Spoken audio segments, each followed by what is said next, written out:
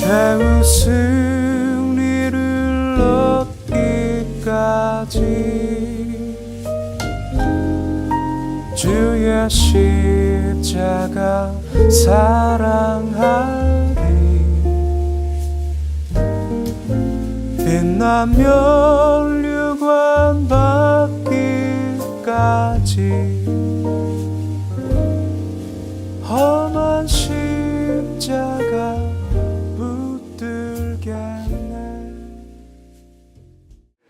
마가복음 8장 24절에 보면 예수께서는 누구든지 나를 따라오려거든 자기를 부인하고 자기 십자가를 지고 나를 따르라고 말씀하셨습니다. 이 말씀 속에 예수님께서는 자기를 따르기 위해서 두 가지의 조건을 제시합니다. 기꺼이 자기를 부인해라. 그리고 기꺼이 자기 십자가를 져라 라고 하는 겁니다. 자기를 부인한다는 것은 어느 주석학자에 의하면 이렇게 표현을 했더라고요.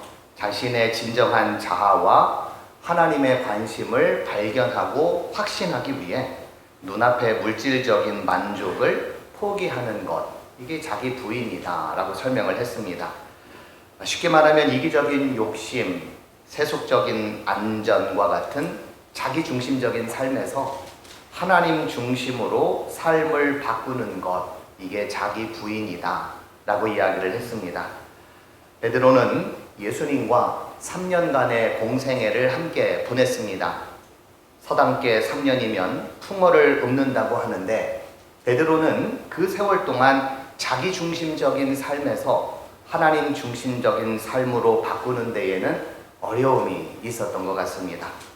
그래서 베드로는 자기를 부인하지 못하고 예수님을 부인했습니다.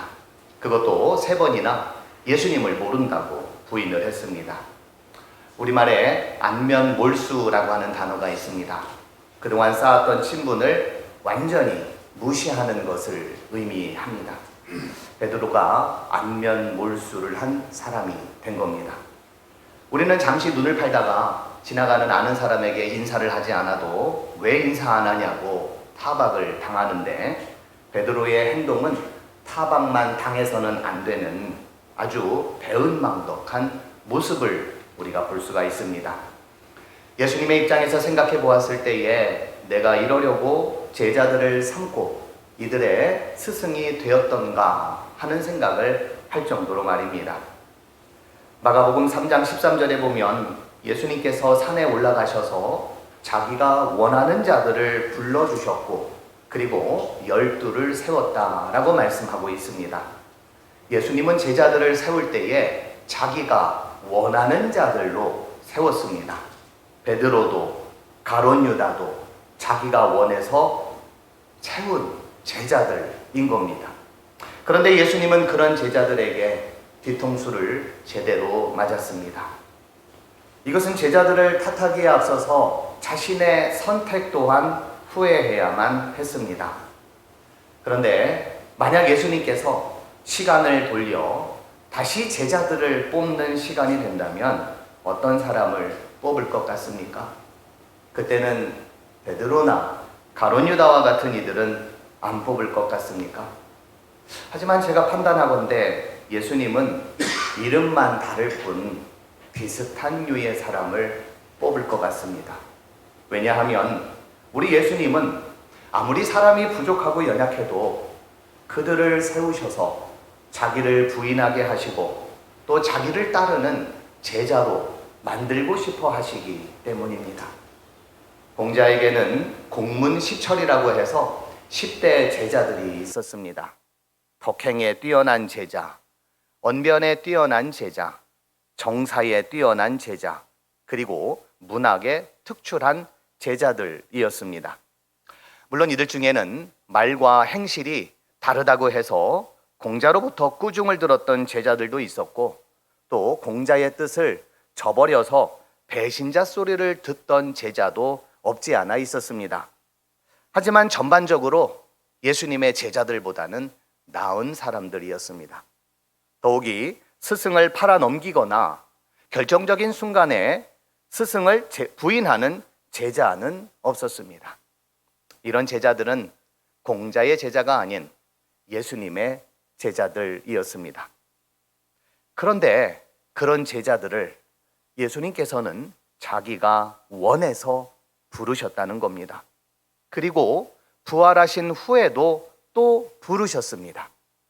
예수님은 제자들에게 당하고 또 당하셔도 바보 같은 사랑으로 늘 대해 주시는 그런 분이셨습니다. 마가복음 14장 30절에서 예수님은 베드로에게 오늘 밤 닭이 2번 울기 전에 내가 3번 나를 부인하리라 말씀하셨습니다. 말도 되지 않는 예수님의 말씀에 베드로는 내가 주와 함께 죽을지언정 주를 부인하지 않겠다고 맹세를 했습니다. 그러나 몇 시간 지나지 않아 베드로는 3번이나 예수님을 부인했습니다. 심지어 3번째 부인할 때에 베드로는 저주하며 맹세까지 했습니다. 말하자면 만약 내가 거짓말을 하고 있다면 하나님이 나를 쳐 죽이셔도 좋다라고 하는 그런 맹세였습니다. 아울러 베드로는 3번째 부인할 때에는 예수를 예수라 말하지 않고 이 사람이라고 말을 하고 있습니다. 나는 너희가 말하는 이 사람을 알지 못하노라. 예수님은 산에 올라가셔서 자기가 원하는 자들로 제자를 삼았다고 말씀드렸습니다.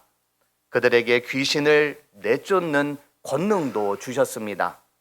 시몬에게는 반석이라고 하는 의미를 가지고 있는 베드로라는 이름을 지어주셨습니다. 이제 갓 태어난 아기에게 엄마 아빠가 이름을 지어주며 웃는 표정을 짓듯 예수님도 그렇게 베드로의 이름을 지어주셨습니다. 나를 따라오너라 라고 하는 예수님의 말씀에 베드로는 그물을 버리고 사람 낚는 어부의 길을 선택을 했습니다. 12 제자 가운데에 가장 으뜸이고 수제자였던 베드로였습니다. 예수님이 가시는 곳이라면 언제나 빠지지 않고 갔던 사람이 베드로였습니다. 주는 그리스도시요 살아계신 하나님의 아들이라는 훌륭한 믿음의 고백을 했던 사람도 베드로였습니다. 예수께서 바다 위를 걸어오시자 배 밖으로 뛰어내려 예수님께로 향했던 용감한 제자도 베드로였습니다.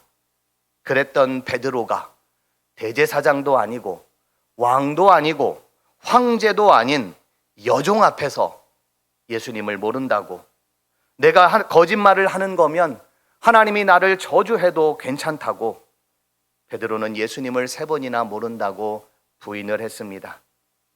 여러분은 이 행동이 이해가 되십니까? 어떻게 사람이 이렇게 겉과 속이 다를 수가 있습니까? 몇 시간 만에 사람이 이렇게 완전히 돌아서서 배신할 수도 있는 겁니까? 그렇게 생각을 하다가 변호사의 입장에서 한번 베드로를 생각해 보았습니다. 예수님을 따라 나선 후 3년이라는 세월이 길다면 길고 짧다면 짧을 수 있겠으나 제자가 되기에는 부족한 시간이었습니다.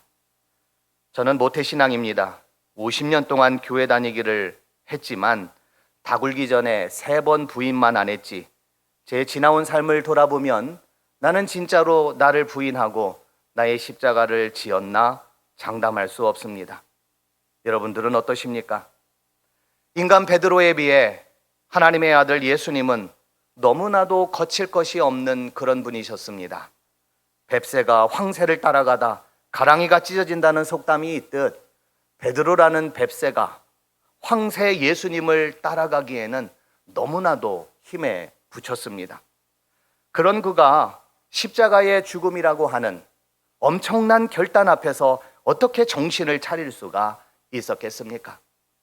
예수님은 하나님의 아들이시기에 두려움이 없으셔서 그랬는지는 모르지만 베드로는 걱정도 많고 두려움도 많았던 사람이었습니다.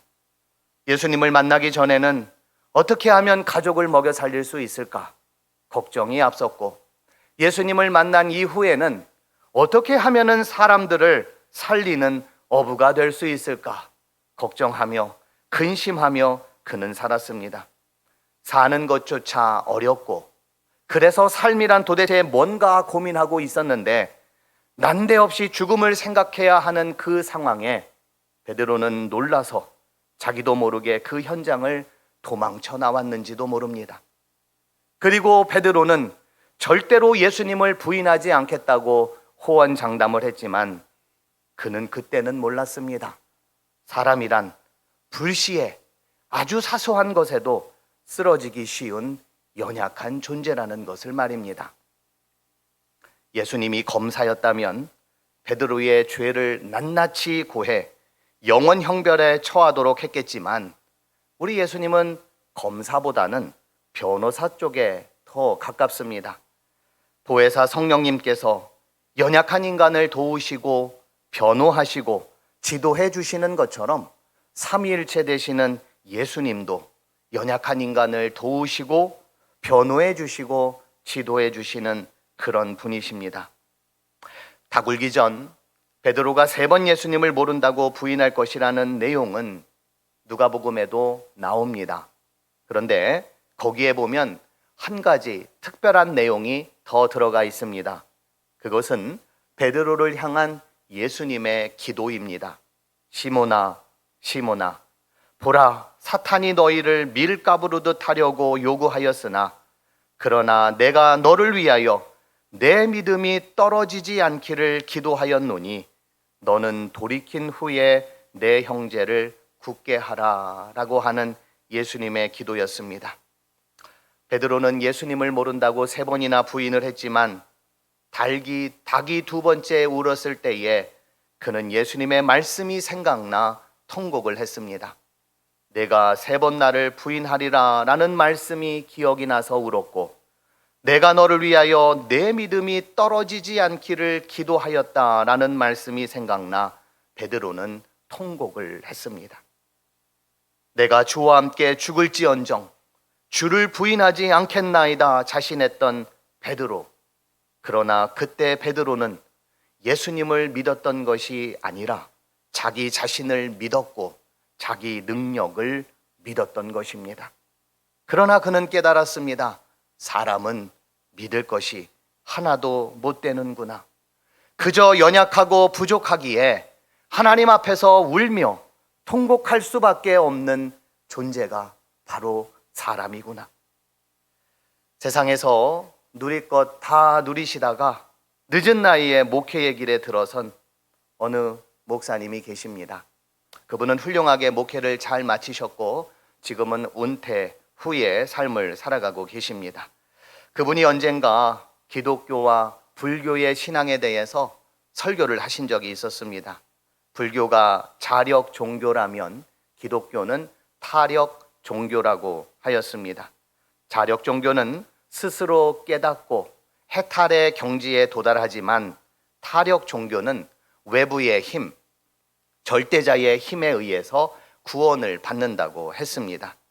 그러면서 자기는 자력 종교가 아닌 타력 종교인 기독교를 믿을 수밖에 없다고 강조하였습니다.